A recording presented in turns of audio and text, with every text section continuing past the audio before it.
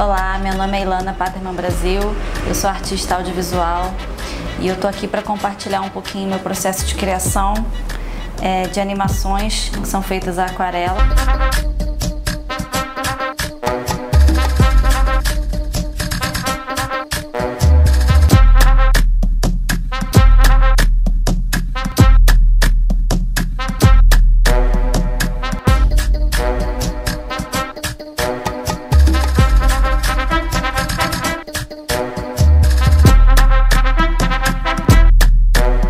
Na própria graduação de design, eu comecei a questionar o uso muito exagerado das mídias digitais, né, e uma certa perda das experiências artesanais nos processos de criação. Inclusive, eu fiz o meu projeto final de graduação em design sobre isso, sobre a passagem dos meios analógicos para digitais, uma montagem de uma sequência de fotos analógicas mostrando diversos processos e o quanto o processo analógico ele tem uma maior duração, então ele gera uma experiência mais rica.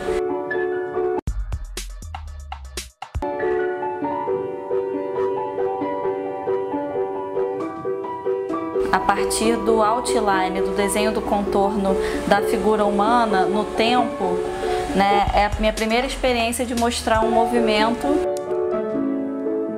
de visualizar esse movimento com interesse de comparação entre os meios analógicos e digitais. E aí em 2009 eu ganhei uma bolsa do DAD e fui para a Alemanha fazer uma pós-graduação em Mídia Arte, na Escola de Mídia Arte de Colônia. E lá eu tive contato com outras linguagens, com outras formas de criação. O meu foco nesse período foi o trabalho com vídeo. Então eu comecei a trabalhar, a fazer filmes documentais artísticos, né, bem autorais, em que eu trabalhava sozinha, em que eu registrava algumas pessoas e as suas histórias.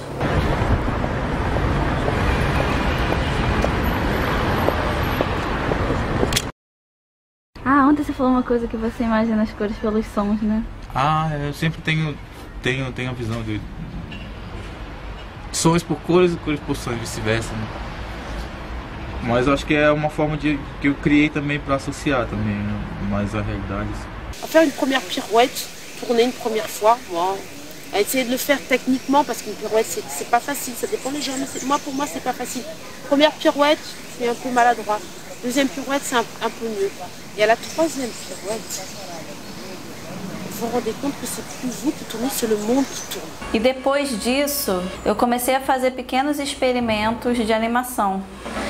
As primeiras animações foram a partir de filmes que eu já tinha feito, de oficinas de danças dos orixás, da dança do maracatu.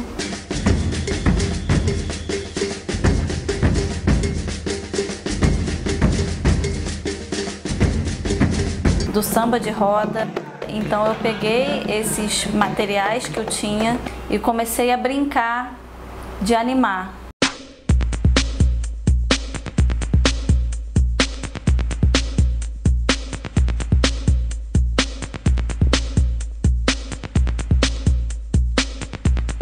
Eu pego o vídeo, né, separo em frames, em 8 frames por segundo, na verdade. E a partir desses frames eu projeto no papel e crio o desenho. Então o desenho pode ser feito a lápis, pode ser feito a caneta, pode ser feito a aquarela no caso, que é o que eu uso, porque eu gosto de... Primeiro eu gosto da velocidade que se faz a aquarela, né? E também as possibilidades de criação. Pelas misturas, pelas cores e pela quantidade de água que existe na aquarela. Então é um trabalho que ele é muito rico nesse sentido de potencialidade criativa. Depois desses primeiros exercícios, eu fiz um trabalho com a Capoeira Angola, fazia parte da FICA, a Fundação Internacional de Capoeira Angola.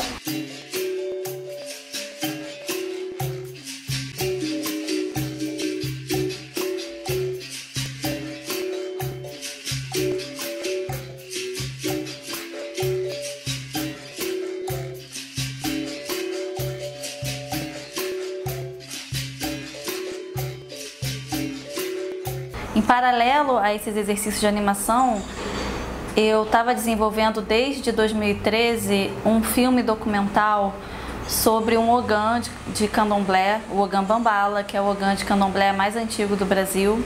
Eu comecei a fazer registros dos fazeres dele, né? Ele constrói instrumentos musicais, ele tem todo um cotidiano voltado para a religião do candomblé. E eu comecei a fazer filmagens do dia a dia dele. E com contato com ele e com a esposa dele, a Mariene Moreira, a gente teve a ideia de criar animações das danças dos orixás para adicionar a esse trabalho de filme documental.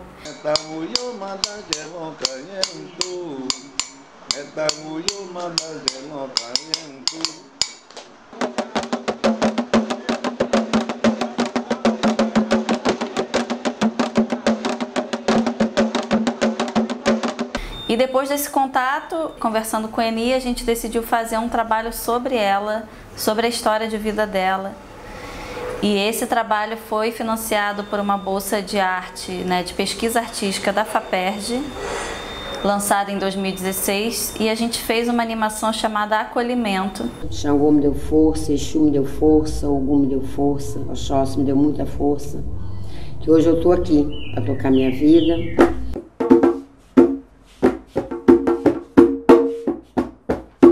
Depois, a partir de registros que eu fiz em Recife durante o carnaval, e eu filmei algumas mulheres tocando abê. E é muito bonito, porque o toque de abê é uma dança e o toque ao mesmo tempo.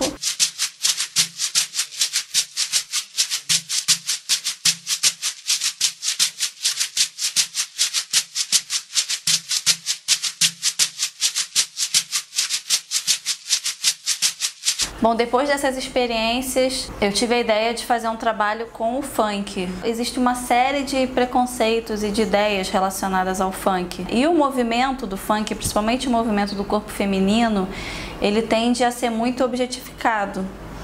Então, isso me incomodava muito, né? Então, a partir desse incômodo, eu decidi criar uma animação, né, com imagens que eu captei do YouTube. Então eu comecei a buscar vídeos em que a mulher não fosse tão objetificada, e sim que ela tivesse ensinando os passos da dança, do funk, para outras mulheres.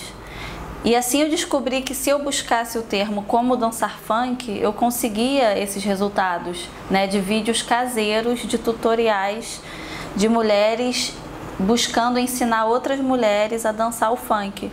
E vale lembrar que a dança do funk, ela é muito ligada à região do quadril, né, que é uma região que na cultura ocidental não é muito desenvolvida, né, ela é de uma certa forma mal vista, até pela religiosidade, né, de origem cristã.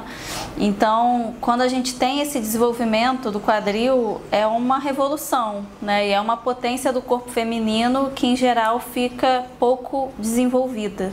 Eu comecei a baixar alguns vídeos do YouTube, vídeos que tinham poucas visualizações, que eu queria realmente um registro que fosse múltiplo, né, que representasse de alguma forma o caseiro, a pessoa comum, e não necessariamente celebridades ou pessoas que já têm uma relação mais profissional com a dança.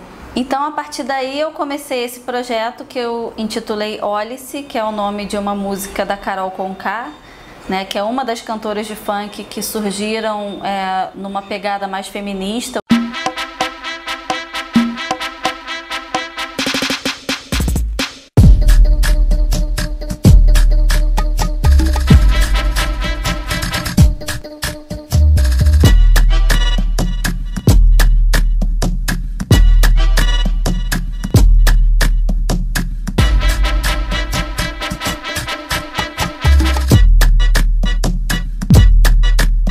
Quando eu estava montando, eu percebi que eu precisava de uma trilha sonora. Eu decidi fazer a minha própria trilha.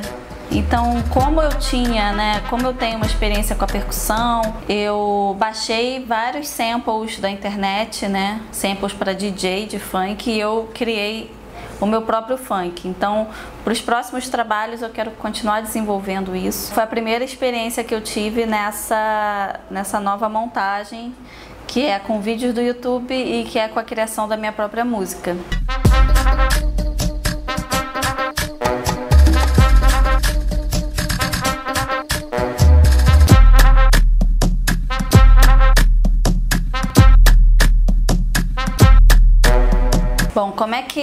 funciona o processo de criação das animações aquarela. O primeiro passo é ir em busca desse material que vai ser transformado em desenho. Eu vou para o YouTube e, usando o termo como dançar funk, eu começo a descobrir diversos vídeos de movimentos de dança de mulheres para mulheres. Eu busco uma diversidade de movimentos, né? A maioria dos vídeos tem um determinado padrão de movimento, que em geral a câmera se encontra atrás da mulher, né, para ressaltar o movimento do quadril, mas eu busquei essa diversidade de movimentos em que ela aparece de lado, ou que ela aparece de frente, né, em que não há só o movimento do quadril, mas sim uma combinação também de deslocamento, né, junto com esse movimento. Eu acredito muito que o meu trabalho de aquarela é um desenvolvimento corporal, é uma potência corporal que eu estou desenvolvendo com o tempo, e a dança também é o desenvolvimento de uma potência corporal. Então, vendo esses vídeos, eu também tento fazer, né, aprender essas danças. Eu também me filmei dançando a partir de um tutorial desses que eu baixei para inserir na animação. Então, a animação vai ser composta de mulheres dançando, né, ensinando a dançar o funk, e eu também no meio tentando refazer os movimentos em uma das cenas. Baixo. Então vamos para um lado, para baixo, para o outro, para cima. Quais critérios eu estou usando para busca? Eu estou buscando vídeos com poucos acessos. Eu busco também movimentos que são minimamente repetidos, né, que eu posso fazer um looping para poder gerar animação. Porque as animações, se você pensar que são 8 desenhos por segundo, são muitos desenhos. Então o ideal é que elas possam ter um começo igual ao fim, né, para que eu possa repetir a sequência de desenhos e assim gerar uma animação maior a partir da repetição em looping. Quando eu busco no YouTube, eu já vejo se existem esses movimentos que são simples e que podem ser repetidos sem grandes problemas. Você vai jogar com a bunda, ó. Tá vendo? Só com a bunda. Esse aqui é com a cintura? Não, só com a bunda, ó. É engraçado que tem uma sombra de tripé no fundo. Teria que pegar um trecho para fazer um looping, né? Então, 1, 2, 3, 4. Aqui ela faz 2 velocidades diferentes. Então, eu não sei se daria para aproveitar. Dança do quadradinho, da rebolada. Essa aqui eu tentei aprender. Assim, ó. Essa perna aqui, ó. Fica assim, rebolada. Tá vendo? Essa perna dá, tipo, uma diferença. Mas eu não sei, quem não sabe fazer, não vai saber fazer. Olha que engraçado, atrás dela tem uma geladeira com um liquidificador e uma garrafa de vodka. E daí você pode... 1/3 já. Só resta 1/3 de vodka. Essa aqui eu imagino que ela esteja sendo filmada por... Não sei, fico imaginando quem tá filmando a pessoa, sabe? Porque ou é uma pessoa mais alta, ou é um tripé bem alto, ou é algum armário, algum objeto que ela colocou a câmera em cima, ou o celular, né? É legal isso, que ela dança bem no ritmo. Eu poderia até usar esse mesmo ritmo. Sabe quem vai soltar? É o Tite. Como se a bunda dela fosse um instrumento. Aí ela faz uma pausa e volta com o nenezinho, que é o filhinho dela.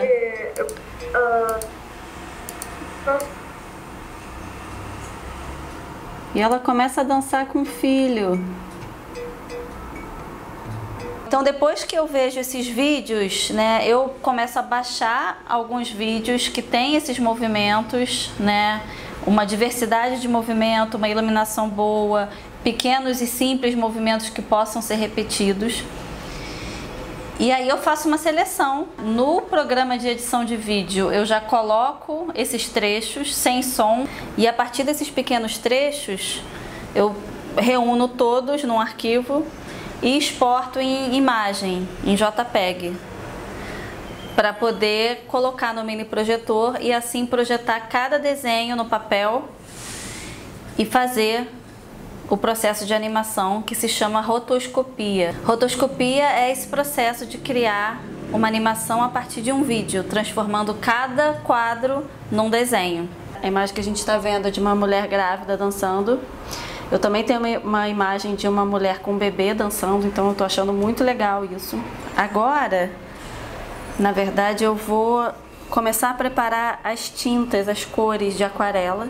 Eu uso a aquarela líquida, né, que na verdade foi a única que eu, digamos, tive contato na faculdade, e eu decidi continuar nesse caminho de experimentar com ela, né? Dizem que ela não é exatamente uma aquarela, né, que ela é uma anilina, ela é bem líquida, né? E eu gosto disso, porque na verdade eu não dou uma pincelada muito precisa, né? Eu trabalho com a água, com a cor de uma forma muito fluida. E eu trabalho muito rápido, porque ela seca muito rápido, né? Eu também uso um papel, que é um papel Canson, e eu também estou no limite da gramatura para aquarela, 180 gramas. Não é tão recomendado para aquarela, mas como eu trabalho muito rápido e eu faço uma quantidade muito grande de desenhos, ela é perfeita para mim. Eu uso forminhas de gelo mesmo, né? Eu tenho vários pincéis, mas eu costumo usar só um. Eu tenho uma grande quantidade de tons de amarelo, é o tom principal para mim. Eu tenho um ciano básico, um magenta básico e um preto, né? Então eu trabalho com as cores semic: ciano, magenta, amarelo e preto. E a partir delas a gente consegue criar todas as cores. Eu usei 4 tons de pele, do marrom a um laranja mais suave, né? Eu tento trazer diferentes tonalidades e cada desenho, cada personagem que eu faço o movimento vai ter essa variedade. Para cada frame eu vou usar uma variedade diferente. Então isso para mim é fundamental, porque eu gosto de realmente trazer essa mistura e evidenciar isso no desenho. Se eu tiver mais potinho livre, eu vou fazer outros tons, né? Ou então aqui mesmo, para comunicar essa diversidade racial. No traço também eu tento trazer diferentes texturas, né, de cabelo, seja um cabelo mais crespo, um cabelo mais liso, um cabelo preso, pouco cabelo, muito, enfim. E o próprio gesto, né, os gestos que são às vezes mais expressivos, outros que são um pouco menos expressivos. Então eu acho que eu tenho essa preocupação de trazer essa diversidade em todos os sentidos. Já que eu tenho que fazer 155 desenhos, né, eu acho muito mais interessante brincar com essas diferenças do que tentar manter uma mesma personagem em todos os desenhos. Eu uso uns paninhos que são roupas velhas, porque eu trabalho com muita água, né? Eu já fico com um paninho do meu lado, né, para poder ir secando. E assim, eu não tenho muita preocupação, né, em relação à contaminação de cores, em relação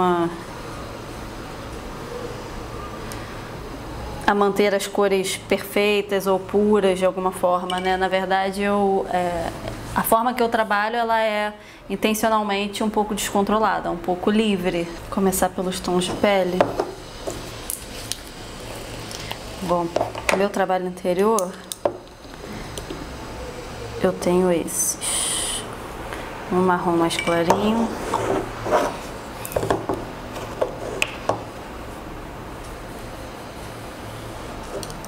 Nossa, esse aqui praticamente não existe mais. Um marrom mais escuro, mais avermelhado.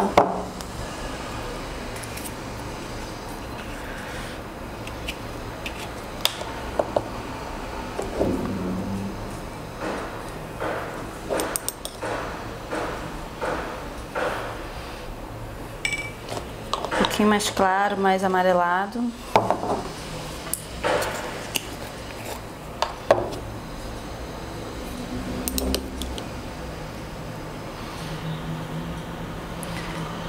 E esse tá bem parecido, na verdade, com o primeiro, só que tá com mais ciano. O legal de trabalhar com as cores básicas é que a gente começa a conhecer os seus comportamentos. Magenta.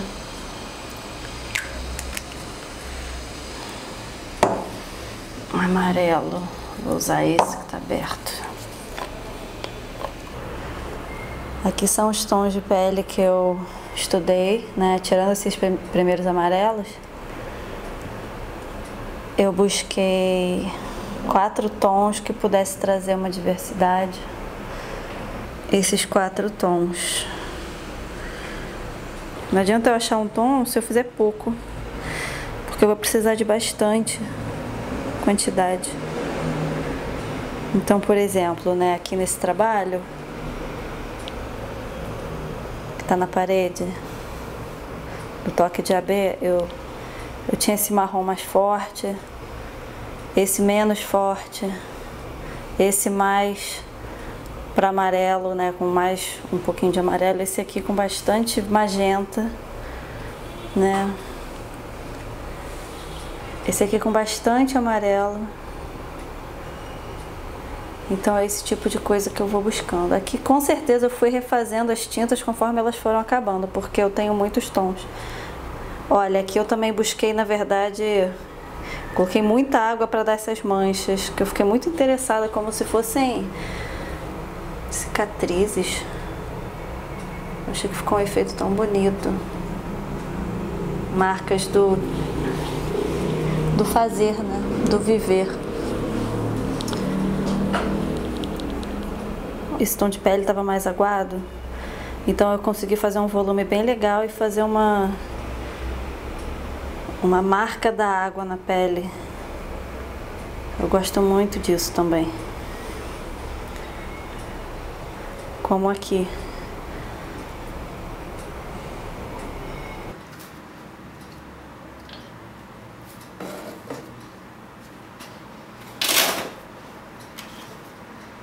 Então, depois que eu exporto, né, os quadros ou os frames do vídeo, eu coloco no mini projetor e projeto um por um, né, usando um papel de aquarela.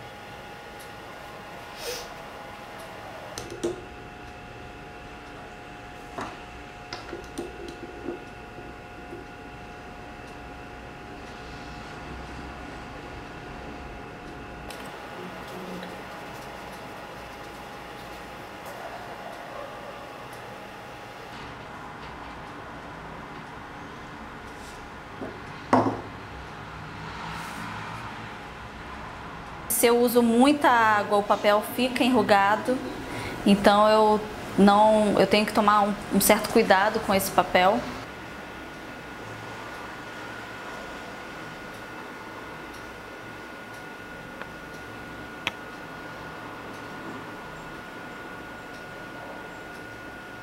A vantagem desse papel é que o desenho seca rápido e como eu faço muita quantidade, eu consigo empilhar os papéis em pouco tempo, né? Então eu consigo me organizar bem em relação às aquarelas e ao processo de secagem das aquarelas.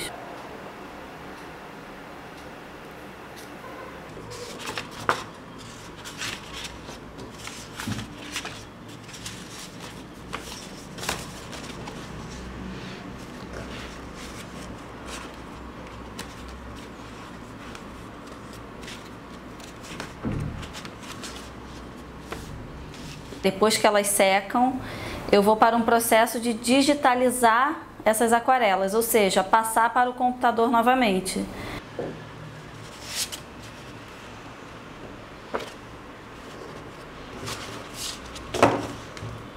A partir do uso de um scanner, né, eu digitalizo as aquarelas com uma qualidade bem boa para poder ter o arquivo depois, caso eu necessite fazer uma cópia ou qualquer coisa parecida.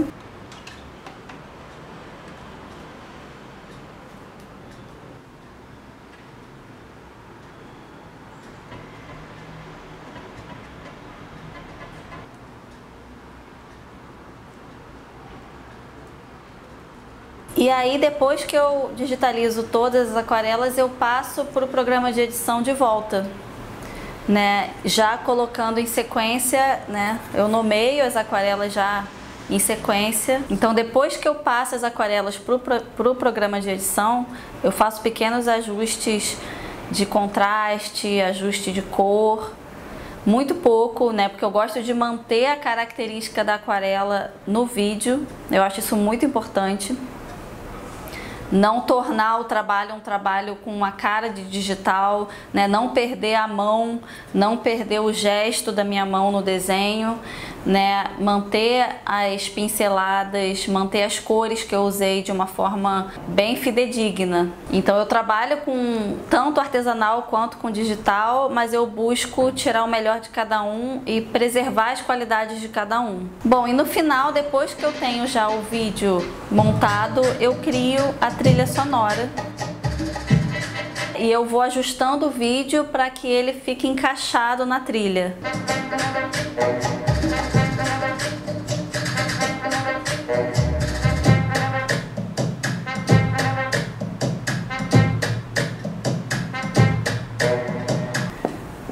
Eu gero uma quantidade bem grande de desenhos, né, de pinturas à aquarela. E com o passar do tempo, né, eu percebi que havia uma possibilidade de circulação desses desenhos, tanto em exposições quanto na própria venda das aquarelas. Eu emolduro as aquarelas e faço sequências, então é possível ver o movimento a partir das sequências, né?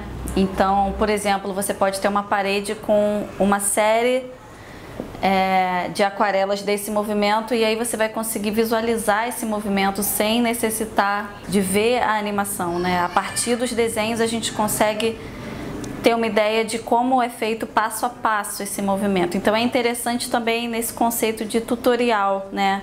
Como através da rotoscopia a gente consegue um passo a passo bem preciso de como se faz um determinado movimento.